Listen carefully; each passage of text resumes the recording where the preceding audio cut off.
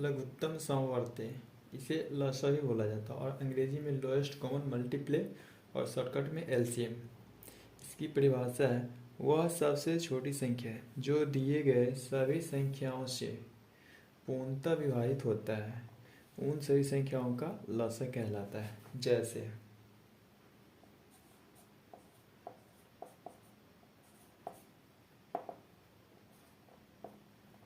2, 4, 6 का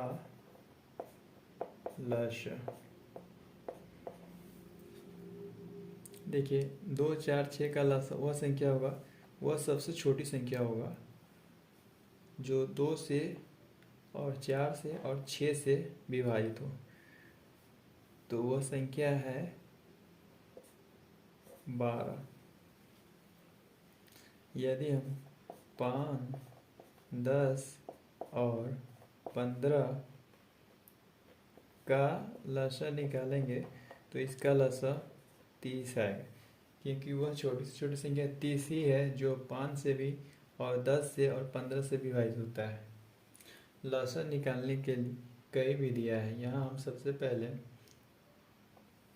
लघुत्तम समवर्ती निकाल के इसका लसा निकालेंगे। देखिए 2 का अपवर्ती निकालेंगे। 2 का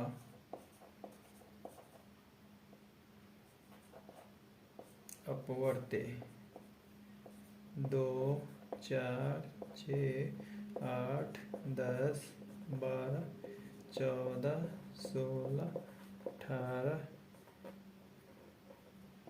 20, 22, 24, 26, 28 ... उसी तरह 4 का अपवर्ती क्या होगा? 4,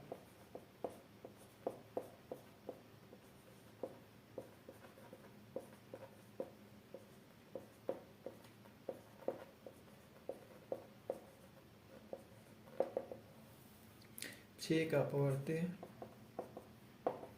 6,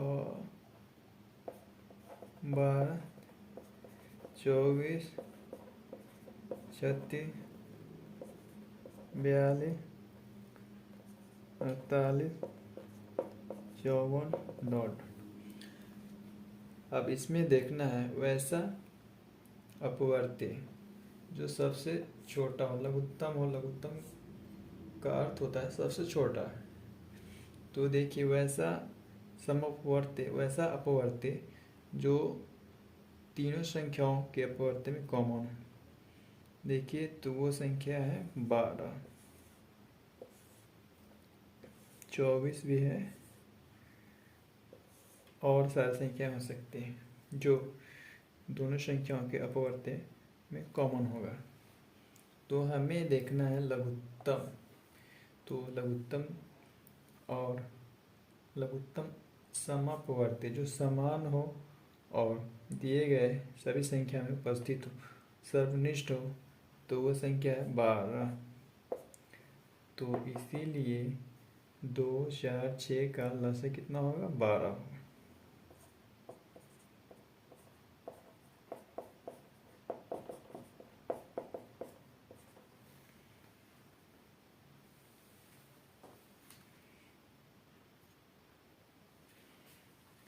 देखिए अभी हमने समअपवर्ती विधि से लघुत्तम निकाला है। अब हम अभाज्य गुणनखंड विधि से इन संख्याओं का लसा निकालेंगे।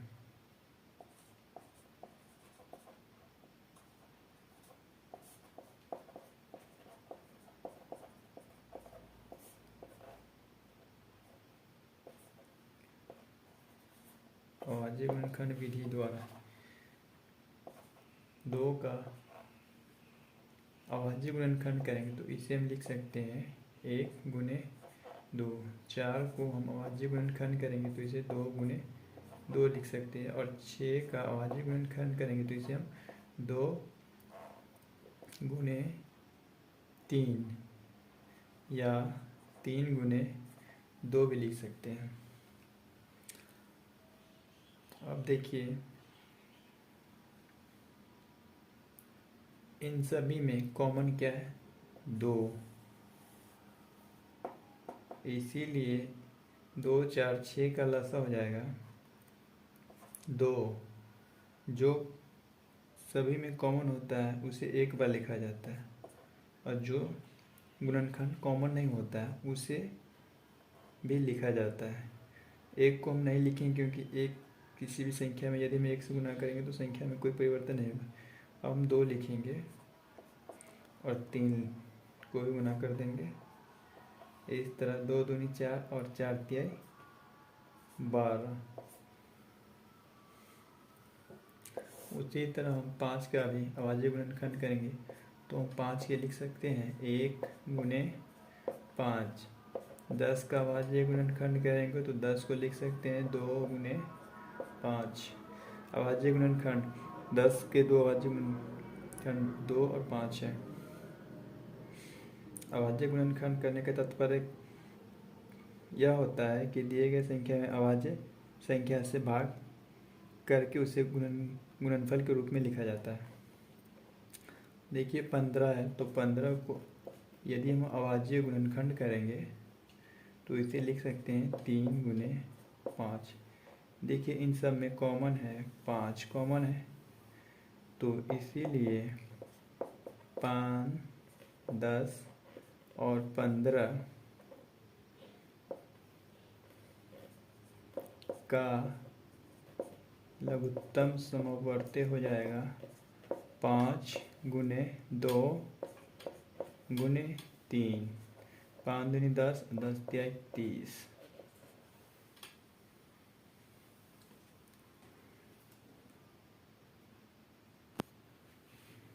देखिए तीसरा विधि है भाग विधि। तो भाग विधि से हम 2 4 6 और 5 10 15 का लसा निकालेंगे।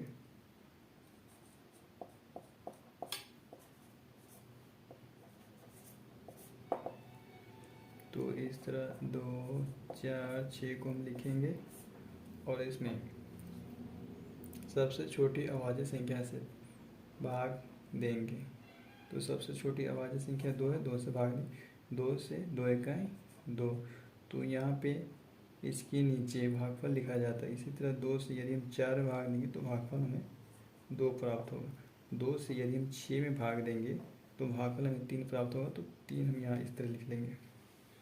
अब देखिए, अब कोई भी वैसी संख्या नहीं है जो कम से कम 2 संख्याएं विभाजित होनी चाहिए, तभी हम कोई भी अभाज्य संख्या से भाग लगा सकते हैं। तो यह क्रिया यहीं पे रोक देंगे और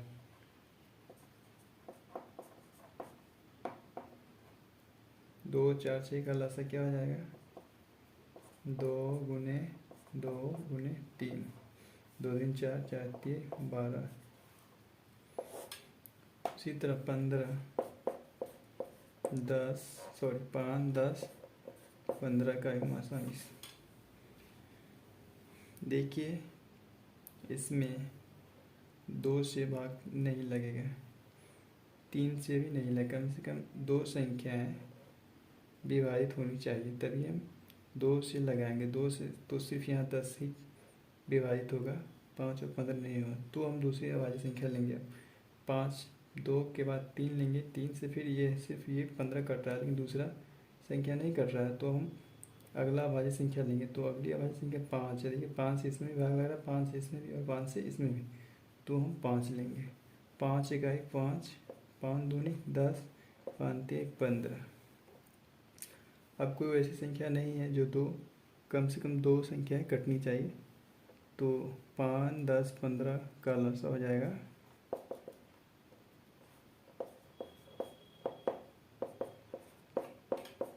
5 गुने 2 गुने 3।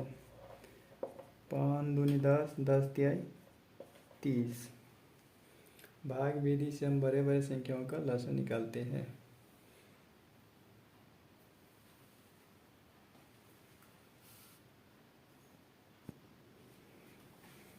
महत्तम समापवर्तक, इसे संक्षिप्त में मौसा भी कहा जाता है और इसे अंग्रेजी में हाईएस्ट कॉमन फैक्टर कहा जाता है और इसे शॉर्टकट में एचसीएफ कहा जाता है। इसकी परिभाषा है महत्तम समापवर्तक वह सबसे बड़ी संख्या है जो दिए गए सभी संख्याओं को पूर्णतः विभाजित करता है। दिए गए सभी संख्याओं को पूर्णतः विभाजित करता है, जैसे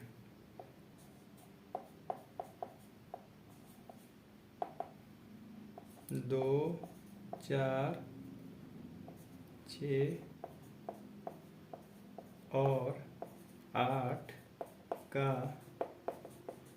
मौसा कितना होगा? 2 होगा। उसी तरह 5, 10, 15, 25, 35 और 40 का मौसा 5 होगा। क्योंकि देखिए 5 ही सबसे बड़ी से बड़ी संख्या है जो 5 को भी विभाजित कर देता है, 10 को भी, 15 को भी, 25 को भी, 35 को भी और 40 को भी। इसलिए 5, 10, 15, 25, 35 और 40 का महत्तम समवर्तक कितना होगा? 5 होगा। 2, 4, 6 और 8 को सबसे बड़ी संख्या 2 है जो 2 को भी विभाजित कर देगा, 4 को भी, 6 को भी और 8 को भी। मौसक गुणनखंड विधि से और भाग विधि से निकाला जाता है। तो यहाँ देखिए अभाज्य गुणनखंड हम करेंगे, 2 का गुणनखंड करेंगे तो इसे हम लिखेंगे 1 गुने 2। 4 का अभाज्य गुणनखंड करेंगे तो इसे लिखेंगे 2 गुने 2। 6 का अभाज्य गुणनखंड 2 गुने 3 या 3 गुने 2 लिख सकते हैं। 8 का गुणनखंड करेंगे तो इसे हम लिखेंगे 2 गुने 2 गुने 2। देखिए 2 दूनी 4, 4 दूनी 8। अब देखिए इन संख्याओं में वैसा गुणनखंड लेंगे जो सब में शामिल हो, अर्थात सर्वनिष्ठ हो। तो वैसा गुणनखंड 2 है जो सब में शामिल है, इसलिए 2, 4, 6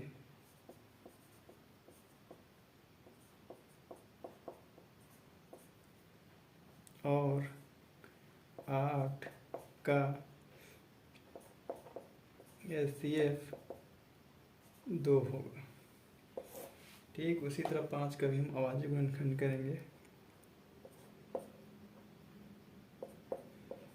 1 गुने 5 लिख सकते हैं। 10 को 2 गुने 5, 15 को 3 गुने 5,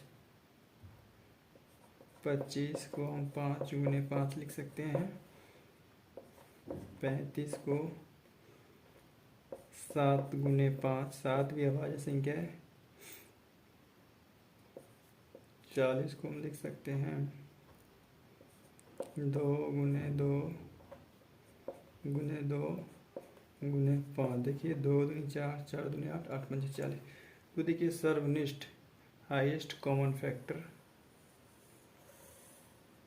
5 है, इसलिए 5, 10, 15, 25, 35 और 40 का मौसा कितना होगा? 5 होगा।